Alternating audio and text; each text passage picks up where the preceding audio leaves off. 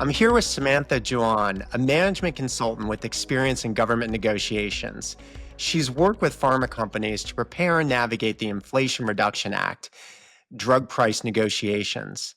Samantha, why don't we get this conversation started by defining what the Inflation Reduction Act is and the impact to the pharma industry? For sure. So, IRA or Inflation Reduction Act was legislation that was passed a couple of years ago. And the most important part for our conversation today is that it requires the US government to negotiate prices with pharmaceutical companies for Medicare patients. And believe it or not, this is the first time ever that the government has negotiated prices with industry for use in their patient population. In the past, the pharmaceutical companies negotiated with private insurers who ran programs for Medicare, but each of those programs only represented a portion of Medicare patients in the U.S. Now the U.S. government is asking to negotiate on behalf of the entire Medicare population, which, as you can imagine, is a huge market. So the criteria for which drugs are selected is laid out in the legislation, and it starts with the drugs that are the highest spend items for Medicare. No surprise there, right? The first year started with 10, it goes to 15 the next year, then ultimately to 20, and they'll be negotiated each year. Because of the way the criteria are defined in this legislation, there are also some drugs that will never be negotiated, but many will, and that's what we're talking about today. Yeah, that's a Yeah. perfect setup. For this discussion, why don't we talk through this negotiation through the lens of the TPG negotiation competency pyramid? Specifically, like there's a lot here, but why don't we zero in on objectives, criterion principles, anchoring, and power? And just to get started with power, because when I think about negotiating with the government, it feels a little bit like David and Goliath, with the government being Goliath, having all the power you've got to negotiate a deal.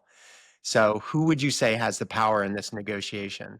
I think you're totally right there. I mean, pharma companies are big companies, right? We talk about big pharma, but the government's really big and is for sure the Goliath in this, especially because pharma companies have to do this. It's in legislation, right? There's no best alternative. You can't go to another shop instead and sell there, right?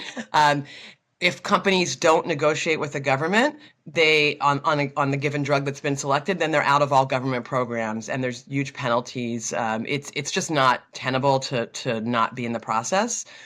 But the companies still have power, not just because they're big companies, but because they can work within the parameters set by this legislation to deliver the information and knowledge that they have that will help the Goliath, if you will, understand the value of what their product has to offer. And there's also an important piece in there to having, these are big companies, as I said, to having all the parties at the company aligned around the strategy so that we can maximize the power that we do have as the David in this, right? Yeah, that's great, because when we think about power, I mean, for the most part, they're controlling this whole process.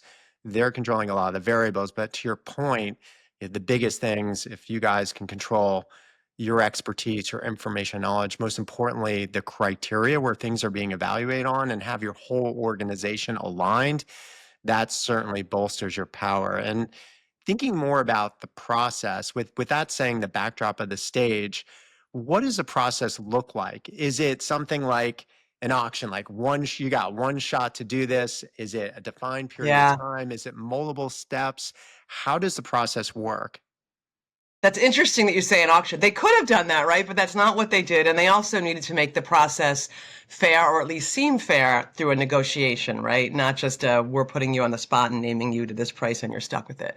So it's a pretty burdensome process for the companies, right? It starts with the submission of a huge dossier of documents with lots of pricing history information and sales information and all kinds of numbers around cost of production, but also a very hefty dossier on the medical value of the product, the drug, and the value it brings to Medicare beneficiaries and Medicare patients specifically. So there's a lot already that the company can do upfront in setting the stage with how they formulate what's in there, right? You're answering questions that the government gives, but you can do a lot there to think about how you're, again, how you're setting the criteria, if you will, or defining them. After that, there's this big amount of work that has to be done to do this document. There's at least in the first round, there was a presentation kind of meeting, like a review meeting, where you're presenting your case to this panel of government experts, if you will. Then, interestingly enough, before you actually get into the negotiation, the government sends what they call the MFP, which is the maximum fair price. That's the final outcome of this thing. The MFP ceiling, which you get a couple months after the meeting. That's not their opening bid. That is, or your opening bid. That is set by statute. It's a calculation based on pricing history. And it's called a ceiling because it is a ceiling. You know that when you're negotiating, you can never go above that price. So let's say you're selling your drug for $100 and they say the ceiling is 50. No matter how much you negotiate by legislation, you'll never be able to get above that 50. So you can only, that's the ceiling. So then after that, a couple months later, the company receives the opening bid from the government. And then there is, if they don't accept it, there's up to 3 rounds of negotiation. Then you are given a final price. And it's a take it or leave it, but it's very hard to leave it because, again, I talked about the penalties and really the impossibility for a company of not doing this. Just to say, this is the timeline that was for the first year of the program. In the ensuing years, including this year, it's a little bit more compressed. So what's happening every year is the government announces the drugs to be negotiated on February 1st of the year. And then there's a month to do the submission and all. And the final negotiated price after that whole process I just went through is published in November. So from February 1st to November of every year, calendar year, is when this is going to happen. So it gives you an idea of the This is timing. great. So what you're describing is an extremely well-defined process laid out from the government. And, there's these benchmarks, these max prices that they're establishing as anchors, and then you've got 3 rounds to go through this negotiation. So with that as a backdrop, why don't we get into how a pharma company actually plans for this negotiation? Why don't we do some of the traditional first step is getting in and having a much greater understanding of the objectives and the variables in play for this type of negotiation. Now, we know it's a single variable negotiation on price, and the government's primary objective is to get the best price. But are there any other underlying objectives or broader objectives that they're trying to achieve beyond price? Because if we can be more clear on this, then we may be able to think about and give us different angles to negotiate on. Yeah, no, that's a great point and important to think about. Like it's a very strategic, very well laid out process, but also very strategic for the companies and even for the government. So important to understand the objectives before you get into that. So I would say beyond the price, the pharmaceutical company wants to ensure that Medicare patients can access their drugs. They want to make sure that their drug is still available to the people who need it to help them get better, right, and stay well. They also want to make sure that the price reflects the value that the drug brings, right? Thinking beyond Medicare also to a potential spillover impact of a negotiated price into the non-Medicare commercial insurance market, right? So they're thinking about how whatever number comes out in the end could define or be part of defining their drug in the marketplace, right? The government, beyond the price, wants to make sure that whatever they're negotiating on is a product or a drug that's going to provide good patient outcomes for Medicare patients, right? They want the patients also to be able to get this drug. They know it's one of their top things that they sell or that they buy for these patients. But they want it at the best possible price, as we discussed, right? Best possible outcome for lowest price.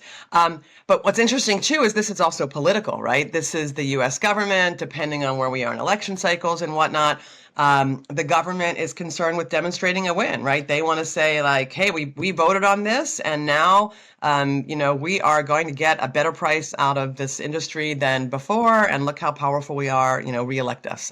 So there's that in there too, which is maybe not traditionally in most commercial negotiation cycles, right? Yeah. And that's a little bit, you're getting at why we labeled this discussion control the criteria, control the negotiation. Because when you think about these objectives, a lot of it is the government wants to, negotiate the best price based on what does the market value this drug. And that's a lot of winning this negotiation is controlling those variables of how something gets valued or how it gets benchmarked or compared.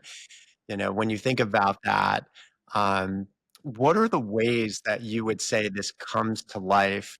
And how do you think about defining this criteria that's going to really max out how the government is going to value this? Because that's going to dictate your price negotiation.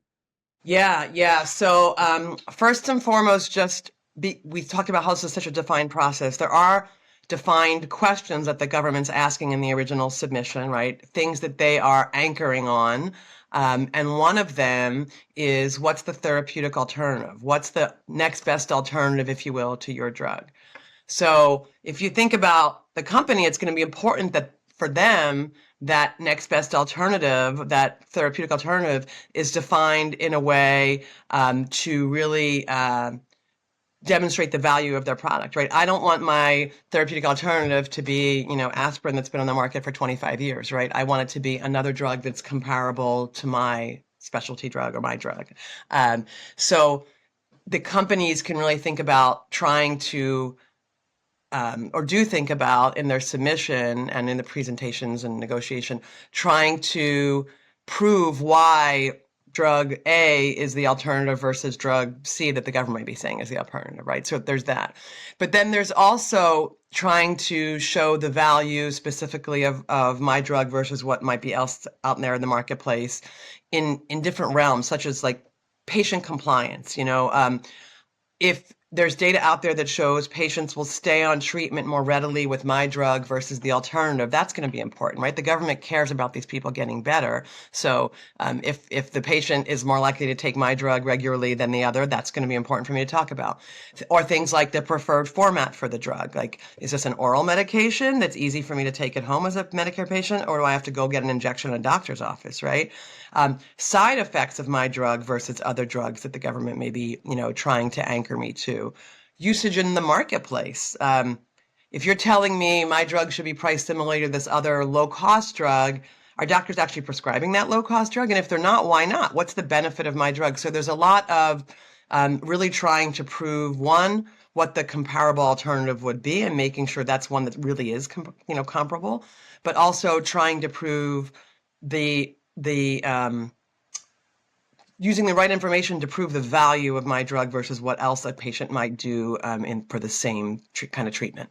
Yeah, I was just taking notes while you were talking, and Yeah. it sounds like there's two big things if we're thinking about controlling the criteria. One, the first thing is what is the benchmark or the alternative Yes. comparatives? And then the second one, a lot of organizations are, how do you define the value proposition beyond single price? And some of my notes are like, less side effects, more utilization, better outcomes. So I think that translates to whatever business you're in. So I think that's a great key learning and probably some of the biggest things if anyone's in a single price negotiation. Um, I just want to jump in there and say you made a great point about defining the benchmark. And what's interesting in this process, and probably in other processes outside of the government, is that the government's going to come in with what they think the benchmark is, the comparable alternative, right? And we will strategically be thinking about what do we think they're going to come in with yes. as the alternative, and what do we want the alternative to be, and then try and prove why in the process, why our alternative is the real alternative, is the better one to compare it to, right? So Yeah, there's it's definitely a give and take of them saying it's this, and we're saying no, it's that, and really trying to prove why it's that. right. So it's almost that, like, if you think about this as a negotiation, it's not necessarily that you're negotiating the fine price, you're negotiating the assumptions and that's why, Yeah, like, a lot of times we say in negotiation, the better you're able to sell, the more influential, the less you'll have to negotiate. So I think those are big things. And to your point, a lot of great planning, you're trying to forecast what is the other side? I mean, if you think about this as an opening position around assumptions, what do we think their opening position is? How are we going to Right. dislodge that anchor? Yes. Totally. So Yeah, you're using all the right terms and applying them to this very arcane government process. So makes right. total sense. Yeah. Yeah. Right. Now, so I would say, like, my perception of this negotiation is that's really where all this is happening in the preparation and the back and forth around this criteria. But there's also some tactical elements of the negotiation. So why don't we talk a little bit more on the tactics around things like opening positions and counters? You mentioned in the process there's 3 rounds to this negotiation. So why don't we speak in that term of opening positions? So for example, you mentioned that they come in with a max price. So my question is, as you're positioning pricing from a tactical side, how does this opening position related to what price you're saying the drug is worth? How does that look from round 1, round 2, round 3? As an example, do you always keep the same position, or does Yeah. it Yeah. change through the rounds? Yeah. Yeah. Yeah. So, you mentioned the ceiling. We talked about that a little bit. So coming into it that you can't go higher than the ceiling. But why would you go any lower? So the opening bid from the company is going to be the ceiling. We may even believe that our value, probably do believe that our value is higher than the ceiling, but we know that that's the law, that they can't go above the ceiling. So we're going to anchor at the ceiling from the start and, try and stay at that ceiling throughout, right? We're going to keep pushing back to that ceiling. What's interesting is that in each round, we're reestablishing that, but we're learning in each round what they're thinking. You talked about like what the benchmark might be, what they're anchoring on, what they think the benefit or value of our product is. And so we're learning their point of view. And so that's helping us understand where we need to focus each session or each round, if you will, to prove that our value is the ceiling price. So if we hear they're talking about whatever it might be, they think that our drug is more inconvenient than this other drug, or that we have more side effects, and we know that's not the case. We're going to be, if that's what we hear that they're going after, we're really going to be coming in with information or focusing on that piece to really always try and build up that value to get us to the ceiling price. This is just super helpful. So, reflecting on this whole experience and negotiation, we talked about a lot of things, understanding where the power is in play, really thinking about how to control the criteria, also some of the tactics we just talked about on how to position in each round. If you were just to step back more holistically, what are some of your final thoughts, or how would you summarize your advice or top learnings from this type of a negotiation? Yeah, I would say the most important thing is to anchor on a strong value proposition based on real evidence and data that really points out how your drug or our drug is differentiated from whatever else they're comparing it to. Um, and it's important as you do that that you keep in mind the framework or criteria that the other side has set, right? Um, I could know of some great benefit of my drug, but if it's not part of the criteria that are in this legislation that they have to negotiate on, that's not so useful. So I really have to build a strong but targeted, if you will, value proposition that's very clear, that addresses the criteria that they are told by the legislation they have to negotiate on, right? So just to boil it down again, it's value proposition, value proposition, value proposition, based on data and evidence that are clear, that I can explain. Awesome. And maybe I'll just summarize. So that was extremely well stated, and I'll just Thank summarize you. maybe at a higher level. Like, if I were to reflect on this, maybe three top takeaways. I'll just reiterate what you said. The stronger your value proposition and differentiation, the better position you're going to be in to negotiate, the better deal you're going to get. The second thing, based on this, you want to frame, they're going to anchor in benchmarks and criteria. The bigger thing is to frame all the benchmarks and evaluations on your criteria, which leads to your natural strengths of your value proposition. And then lastly, from a tactical standpoint, just the importance of opening strong. In this case, it's staying with the max position and maintaining that through the rounds. So, Samantha, thank you so much for sharing your perspectives. It's really cool. Not many of us get a peek under the hood at some of Yeah. these types of negotiations and learnings from it. And I hope everyone watching has gained some new perspectives that they can apply to their own business context. Samantha, what's the best way for people to get in touch with you if they want to learn more about this? Yeah, I really enjoyed the conversation, John. Thank you so much. And I agree that there are, lessons for many types of business in what I went through, painful as it was, right? And I would love for people to get in touch with me to have further conversations. They can look me up on LinkedIn. Samantha Jouin. I think I'm the only one out there on LinkedIn, Jouin, and happy to talk about this and any other topics. Thanks again Yeah, for the time. and one other final thought. Also, if anyone wants to learn more about TBG's negotiation competency pyramid that we kind of use as a reference point for the conversation, feel free to reach out to me for more information. Thanks, everyone, and thanks again, Samantha.